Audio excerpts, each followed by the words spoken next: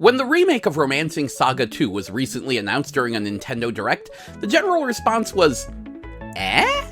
Even SaGa fans were slightly baffled by the choice, which is exactly why it's happening. See, Romancing SaGa 2 isn't the black sheep of the series, that's Unlimited SaGa, but it is the most ignored entry in the series. Let me put it to you like this. The original Super Famicom game came out in 1993 and never got a fan translation. A Squaresoft game on SNES with no completed fan translation. Square Enix actually beat us to the punch with the 2016 mobile release, and guess what? It's the SaGa series creator Akitoshi Kawazu's favorite entry.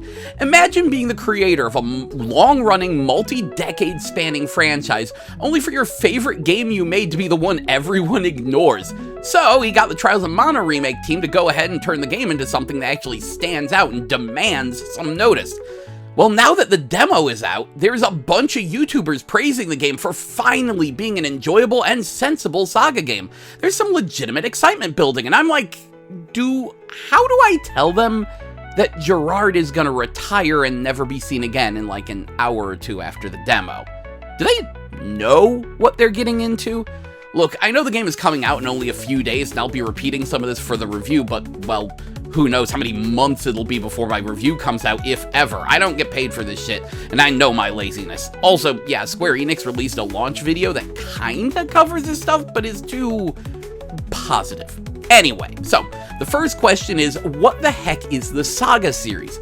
Well, it's a long-running series of highly experimental RPGs that focus on complex mechanics and player freedom over story, headed by one Akitoshi Kawazu, the mad lad behind the infamous Final Fantasy II, the NES one where you sit around in a circle and beat each other with sticks to raise your hit points. Yeah, every single game in the SaGa series is an entirely different beast with little to no relation to any other entry in any way, and even the quality varies wildly. SaGa games are either some of the greatest RPGs you will ever play in your life, or complete, incomprehensible, barely playable crap, and there is no general consensus on which is which. Ever heard the phrase, one man's trash is another man's treasure? Yeah, apply that individually to every SaGa game. So no, there is no good place to start, and if you hate the one or two games you tried in the series, that's very normal. Heck, I've played the whole series, but I only like maybe 3.5 games, but the ones I like, I really like. So do give the demo of Romancing SaGa 2 a shot, even if it doesn't tell you all of what the game is about. I'll get to that.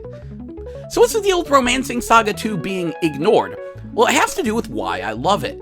See, I love make-a-party RPGs. I don't know what else to call them, but I mean things like Final Fantasy I, Dragon Quest III, and the Etrian Odyssey series, where rather than having named, fleshed-out characters with intricate backstories, you just form a party out of generic classes. And guess what?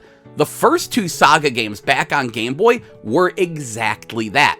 In fact, Final Fantasy Legend II is my favorite RPG of all time and my second favorite game of all time.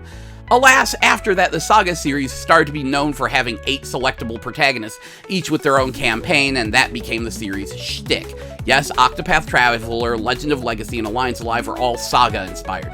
But Romancing SaGa 2? Despite pretending otherwise with its pre-named characters, it's absolutely a make-a-party RPG, and honestly, is the one game that feels like an actual successor to Final Fantasy Legend 2. It's like the missing link of the SaGa series. However, that means if you're just browsing the SaGa series and wondering who the protagonists are for the game, you'd be disappointed to find out it's just male and female Emperor, so it comes off as a weird one.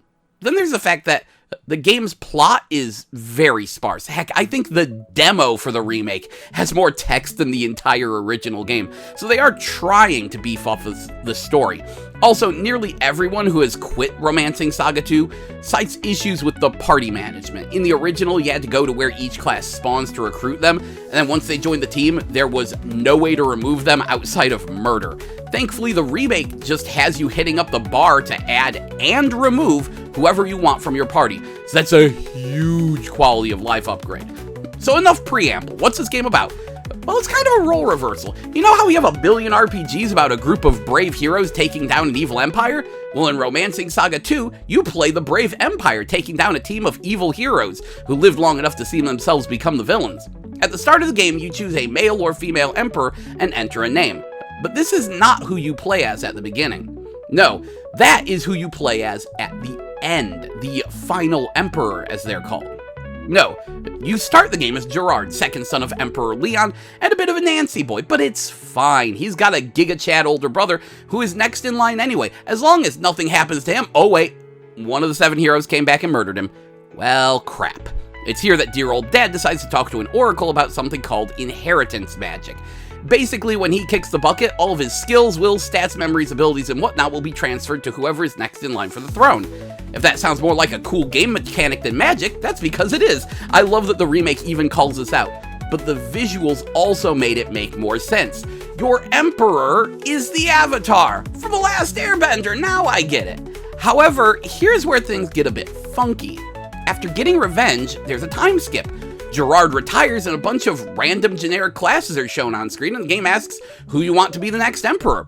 Pick your favorite and bam, congratulations! That is your new protagonist, and they inherit all the skills and ability of Gerard and Leon, which opens up some wild min-maxing options. Here is where the game opens up big time. See, the Empire is kind of small, but there are a bunch of countries out there, each with their own problems, so form a party, solve some problems, and then those countries will swear loyalty to the Empire, paying taxes to it, thus increasing the amount of money you earn per battle, as well as unlocking their unique character class, with over 30 in total, and the remake is even adding a few more, focusing on adding a few more females, as the original game had too many male-only classes. Speaking of which, this being a make-a-party RPG means that you can engage in the time-honored tradition of making a party entirely out of cute girls. It's fine, we all do it. Also, friendly reminder that any of these ladies could be chosen as your empress. So, as you complete quests, you get points, and once you get 15 or more points, oh, time has passed and everyone is old. Time to pick a new emperor or empress. They inherit the stats, and wait, did the game just hit the reset button on my entire party? Yes, but not quite. You see, as you level your character's stats, the global stats also increase. They increase slower, but everyone is chipping in. So like, you have multiple people raising their archery stat, well then your entire empire has improved in archery, and any new recruits will have boosted archery stats. Also, all the skills you learned, those are recorded in the training hall that you can fast travel to and instantly teach anyone and everyone any skills you previously learned. All your old equipment is in the storehouse, and all that money you earn from taxes, you spend that to build facilities, forge new weapons, and research new magic. This takes time, but after a time skip, hey, it's all done. It's also worth noting that each generation has slightly different looking characters, each class having 8 looks total, which also have different starting stats and skill trees to make them more unique. The idea being that, well, this is the next generation, the children and grandchildren of the previous party, maybe. They never really commit to that, but that's the idea, that each generation is new characters, so they're visually different too. So that is how we have this crazy, multi-generational adventure spanning hundreds of years. The freeform nature also means they can pull things like having a pretty well-balanced permadeath system, as well as choices that matter. On the permadeath, every character has a set number of LP. That's how many times they can get killed before they die, because people die when they are killed, you see. As for the big choices, well, I'll try to keep this spoiler as mild as possible, but quite possibly the biggest choice in the game is the erupting volcano. Stop it, and you save the lizard people who swear loyalty to the Empire and become recruitable. Or let it erupt and kill the lizards and you gain access to Umbrology, the most powerful magic in the game. One or the other, you can't have both. Although I think you can on New Game Plus maybe, as there is a New Game Plus, and a friend tells me it is delightfully abusable, or at least it was last time. Might be a little more balanced this time, hard to say. Also, yes, this means that there are demi-humans, one for each element. I will say I am deeply disappointed that the Nereids grow legs in this game, but I understand that was likely a technical issue. Either way, that means you can put a mighty lizard warlord on the throne, or a beautiful sea queen as well, or plant burp ladies. Anyway, this goes on until you've slain enough of the 7 heroes to trigger the final emperor. You know, the one you pick at the start of the game? Yeah, this is where the final sequence of events plays out. That said, there are ways to fight the end boss without triggering the final emperor, and plenty of other weird tricks, making Romancing SaGa 2 ideal for weird challenge runs. Or at least that was the case in the previous version, but it probably still applies here as well. So yeah, I am unbelievably hyped for this game. I greatly enjoyed the previous version, and this one runs a high chance of being one of my favorite games of all time. But I'm also wondering how it will go over with the general public. Will the people praising the demo feel bait and switched by Gerard's retirement and the sharp turn into make-a-party territory? Or will they embrace the freedom and options? Will the remake flesh out the plot enough to appease those who play RPGs for the plot? Or will the story be the game's Achilles heel? Well, we're about to find out, and now that you know more of what's going on with this game, go give the demo a spin. You get to carry your progress over to the full game, so it's a great way to not only find out if you like the gameplay, but also get a head start. Not to mention you can find out if it runs well for you. I'm actually pretty impressed with the Switch version as it looks and runs pretty darn smooth except for the main town. I guess the expandability is tanking the frame rate and resolution there. Anyway, I'll probably make an impressions video eventually, but not committing to a full review until I've beaten the game, and I admit I don't beat RPGs very often. My attention span is lacking. How awkward is that? I love RPGs, but I almost never beat them. Ah well, see you then!